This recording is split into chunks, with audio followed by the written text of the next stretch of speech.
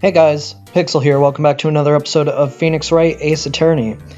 In the last episode, we talked to Mike Meekins, who is our problematic second suspect in this case. In this episode, we're hopefully going to be getting a bit closer to the end.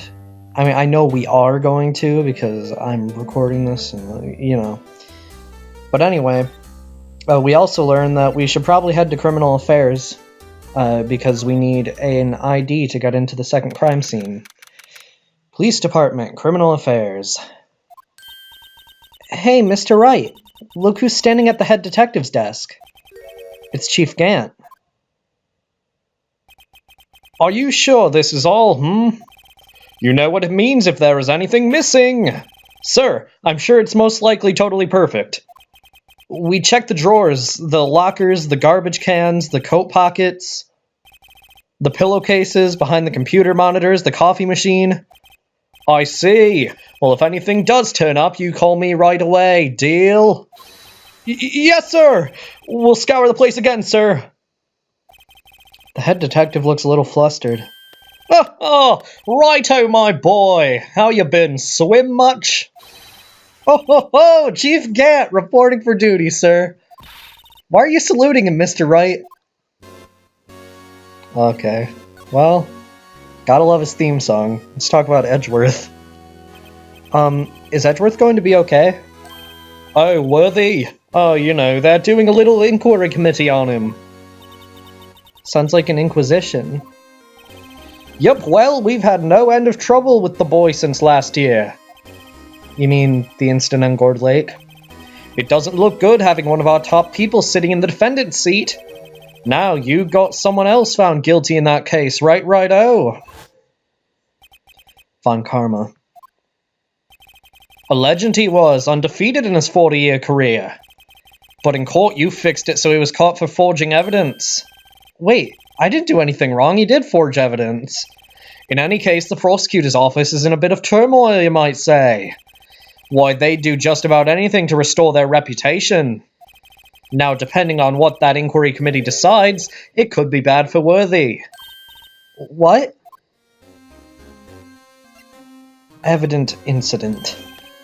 It's downright odd, I'll tell you. I mean, it happened at exactly the same time. The murder at the prosecutor's office. Scientifically speaking, it's impossible. Yes, but that's what the evidence is saying.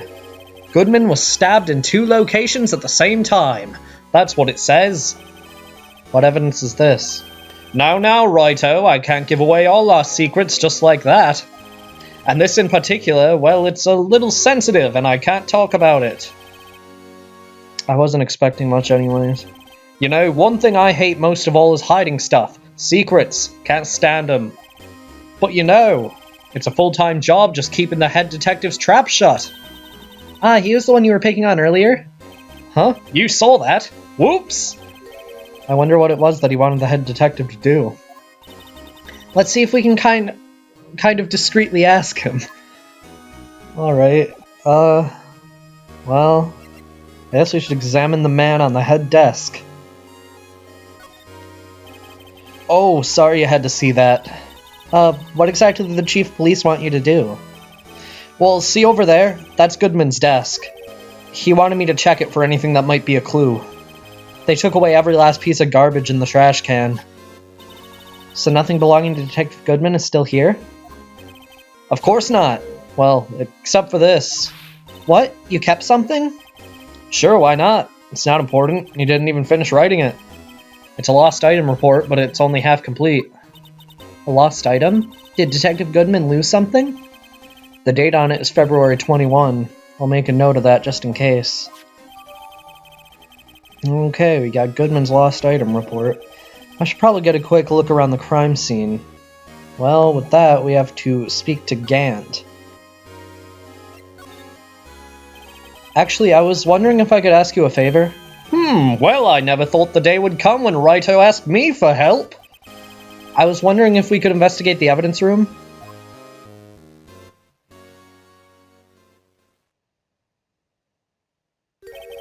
Now, righto.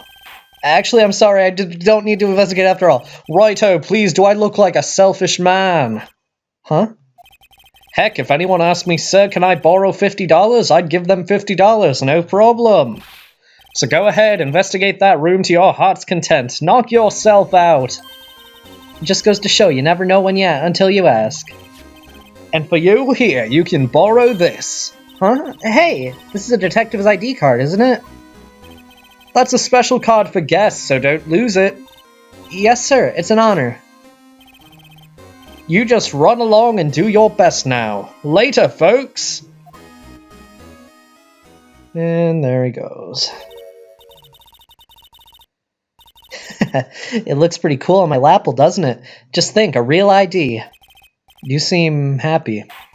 Yes, sir. Because, sir, we get to go into the evidence room now, sir. I think this place is a bad influence on the girl. Oh, yeah, definitely. I've been in the police department a few times in the real life. I don't think it really has that effect on anyone. But now we're going to go to security guard office. And we are going to examine the door. The evidence room must be on that door. And we have the ID card from Chief Gant. Let's just walk in. It won't open. Aha! The card reader is turned off, see? What is that security guard thinking? Howdy, partners. Well, well, what's made my Bambina's sky so gray? Officer Marshall. Somehow I knew. What's that somehow I knew look for? As you may surmise, this here's my saloon. We're here to investigate the crime scene. Yeehaw! That card you got there on your chest. That's better than a sheriff's badge in these parts. Yeehaw? Well, what you standing there for? Get along, little dogies. Crime scene's awaiting. Looks like the card reader's on again. While we're here, I was wondering if we could ask you some questions. Sorry, cowboy, but I got no mind to tangle with you, hombres. You're busy, then. Did I say that? I only said I didn't wish to speak with you. Actually, you said you had no mind to tangle with us hombres. Okay, well, I think it's pretty obvious who the steak lunch is meant for. That smell. Ah, reminds me of Texas. So, Officer Marshall, you're from Texas? No, I just saw a special on television the other day. Is this from my baby? Yeah, Miss Starr. What's this? What's wrong? A filet steak lunch. I see. I see! I don't see. I wonder what it means. Alright, Bambina. You win. Ask anything. Finally, it seems like he's willing to talk. I never want to have to make noises like that in this series again. Officer Marshall, you're in charge of security for the evidence room, right? You got good eyes, partner. It's an easy job, and I'm grateful for it. Actually, Officer Meekins at the detention center told us. Ah, that poor little doggy. Poor guy. I keep getting his name wrong and calling him Meekly. He told us something. He said that when the stabbing occurred, you weren't at your station. Well, maybe I shouldn't be telling you this. But since I got demoted from detective 2 years ago, well, it might not look it, but I lost my fire for the job, you know? So, what were you doing around 5:15 when the murder took place? Well, I reckon I was galloping down the highway on the back of my steed Zippy. No, he was riding down the highway on his horse named Zippy. There's no need for people here anyhow. These newfangled machines do a bang-up job of keeping an eye on the place. You mean the security camera system? I don't take to machines much. Kind of like that stewed broccoli they sneak in next to your steak, you know? Miss Starr told us something. She said you were a detective until 2 years ago. It was always my dream to be a rawhide wrangler on the scene of the crime. That's all gone now, like a drinking hole in a prairie fire. You're still investigating the SL9 incident with Miss Starr, aren't you? That was my case. It's all solved on the record books, but it smells like a bad game of poker. I can't let it go. That's all there is to it. What kind of case was it anyway? We've heard the name so many times, but no one tells us what actually happened. There are some things you're better off not knowing, Bambina. Anyway, that case is officially dead as of 2 days ago. 2 days ago? The day of our case. That's right. The evidence transfers. Edgeworth was talking about the transfers too.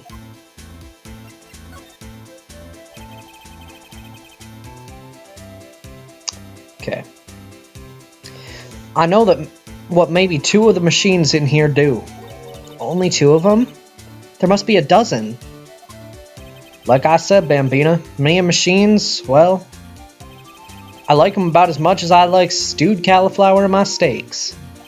The easiest ones to understand are these here security cameras. Those are the ones that Officer Meekins mentioned. If nothing happens, the tapes are automatically erased every few hours. And Officer Meekins and Detective Goodman, are they on one of those tapes? I reckon they might be. You're the security guard and you reckon? One more thing. When you go into the evidence room, you need an ID card. You bust the card reader by the door. The card reader leaves a record of every ID card passed through. Oh, I like the top one.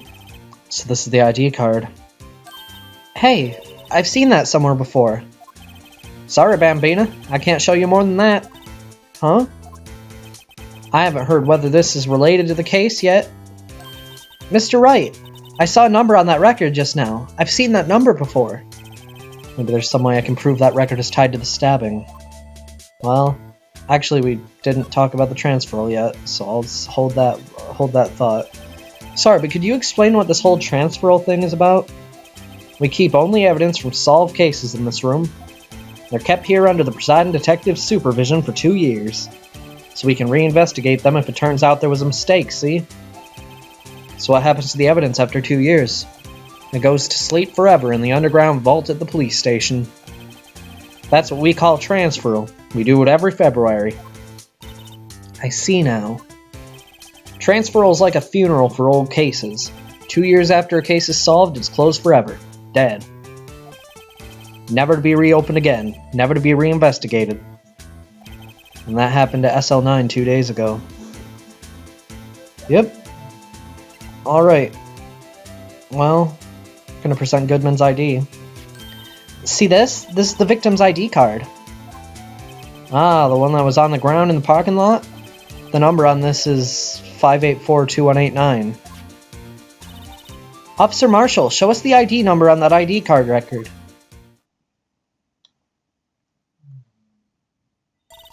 Look, the 4th number, it's a perfect match. It was used at 5:14, right before the stabbing. What's more, there's only one of them cards in the world. So when the incident occurred, Detective Goodman was in the evidence room. But wait, what did Officer Meekins say? Sir, I entered the evidence room and asked the man to display his ID card. So you asked Detective Goodman to show his ID card. What did he do? That's the thing! Suddenly he pointed a knife at me! If he had his ID card then, why would he have pointed a knife at Officer Meekins? Alright, compadre, you win. I guess I can give you this ID card record. I've got an idea. Maybe I should show this list to other people with IDs here. Maybe, but we need to go to the evidence room. Sector 3. It's quiet. The investigation must be over here. So this is the evidence room? It really is kind of like a graveyard. Graveyards are supposed to have grass and trees. This feels more like a morgue. Nice try, Mr. Wright. You can't scare me. Whoa!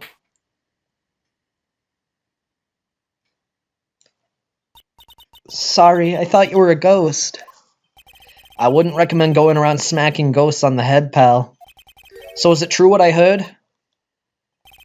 Righto, please, do I look like a selfish man? Heck, if anyone asks me, sir, can I borrow $50? I'll give them $50, no problem.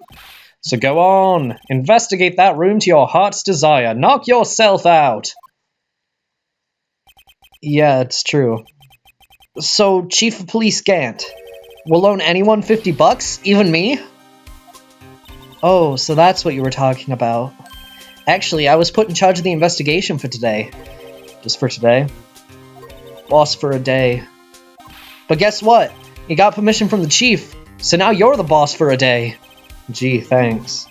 First of all, you'll want to have this. Evidence room floor plans. How many floor plans are we gonna get in this case? Judge for a day. So, Detective Gumshoe, your boss for the day? That's right, it's an honor. After all, the murder took place right here in the police department. But if you're boss, why are you all alone? Where are your underlings? They're using our findings from yesterday's investigation to prepare for the trial. In other words, Detective Gumshoe got kicked out of the investigation again. I'm adamant, though. I'm going to take control and put this case to rest. And in my own evidence locker, pal. You have a locker in here too, Detective Gumshoe? Haha, of course. I am a detective after all. They gave me a locker that only I can open, pal. Only you can open? I'll always believe in Mr. Edgeworth, no matter what happens. So, Mr. Edgeworth is with the inquiry committee now, right? They're trying to figure out who's responsible for the mess up in court today. I see. I guess this is what you call fate. Mr. Edgeworth just can't get away from that case. That case? Yeah, that case. The SL9 incident, of course. That was the beginning of the end for Mr. Edgeworth. Maybe we can get him to tell us more about that case. This place is more high-tech than you might think. Every locker is fixed so that only one detective can open it. Sorry. Using this ID card?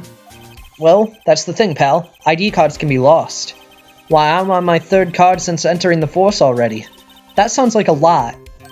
Yes, but even I can't lose my own right hand. Right hand? Oh, you mean your fingerprint? Exactly, pal. The lock for each locker is coated with a fingerprint. And that's the only locker we can open. Funny, they look like normal lockers. These are the latest model. There's a trick to the handles, see? The handles? On the other side of the handles is a sensor, and if the wrong person touches it, you get a shock. If that's what happened, my hand would be black and smoking every day. In any case, the locks aren't that obvious. There's even some people in the force that don't know about the fingerprint locks. Okay. Now, present the ID card. Or ID card record, I mean. Could you take a look at this? This is the ID card record of the people who came in here on the day of the stabbing.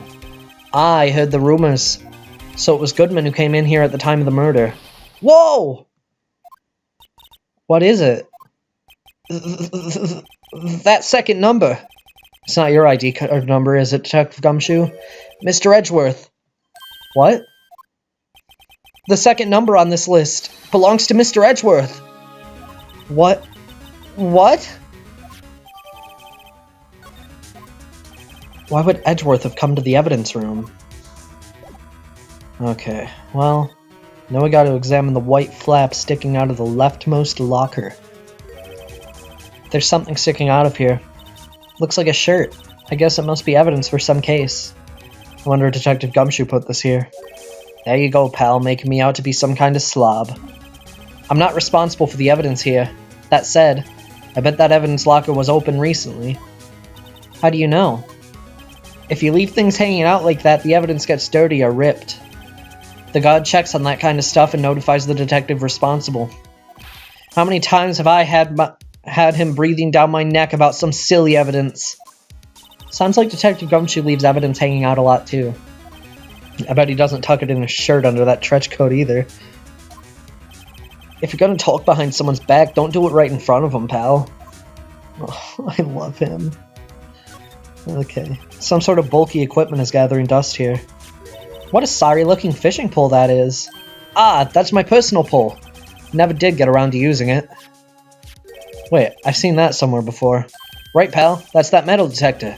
The one that led to the solving of that case out on Gold Lake, remember? Oh, right. Wow, that feels like ages ago. And, I don't think I've seen this one before. Oh, that's a radio locator. I'm sure it'll come in handy in solving some case sooner or later. We'll see. You can't judge a person or a machine by their cover. You gotta look at their heart. Oh, I enjoy foreshadowing. Wow, look at this big pile of junk in the corner. That looks like a car door. There's a pair of handcuffs attached to the frame. Maybe the guy they caught was some sort of escape artist and he got away. Hey, that's one of those human profiles for range testing.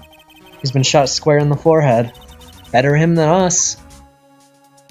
Alright. Bloody handprint, right side of the room. Alright. But I gotta use the touchscreen because this is the first Ace Attorney. What's this? Blood? It's a little worn, but there's definitely a handprint here.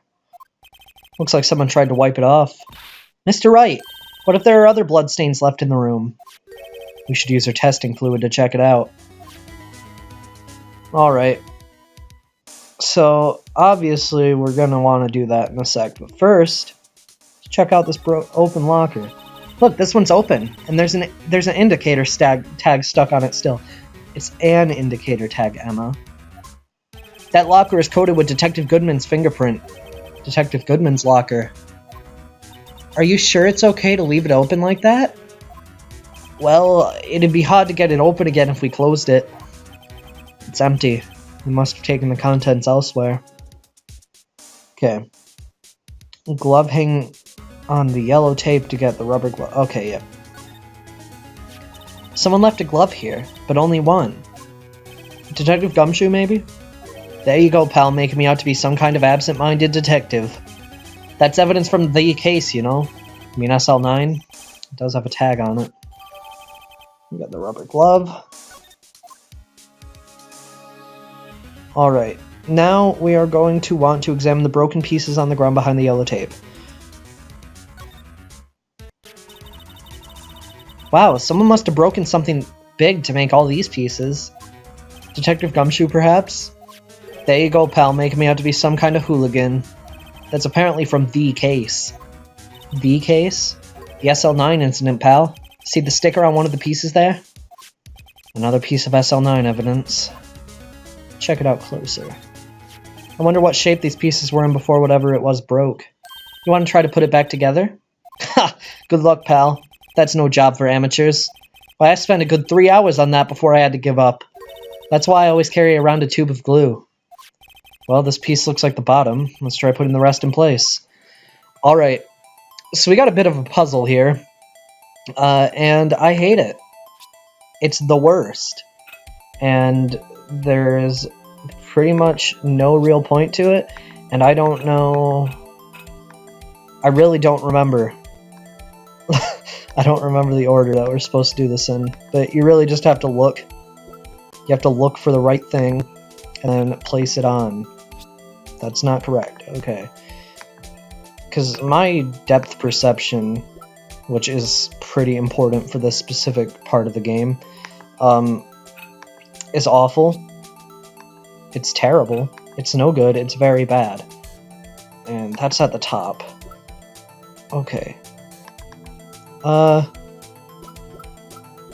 Let's see. I'll probably just cut until I finish this.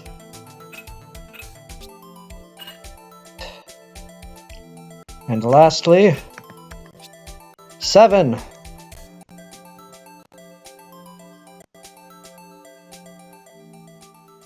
Huh? Well, I think we did it, but some of the pieces are missing. That only took me 2 minutes to do. The problem is finishing it. Were some pieces stolen? I bet they were missing to begin with. Still, it doesn't look like the most stable kind of jar. I kinda understand how it got broken. Yeah, okay. Unstable jar. Okay, that's gonna be all for today. Next time on Phoenix Wright Ace Attorney, Rise from the Ashes, we're gonna be hopefully finishing up this investigation section because it's getting pretty long. See you guys then.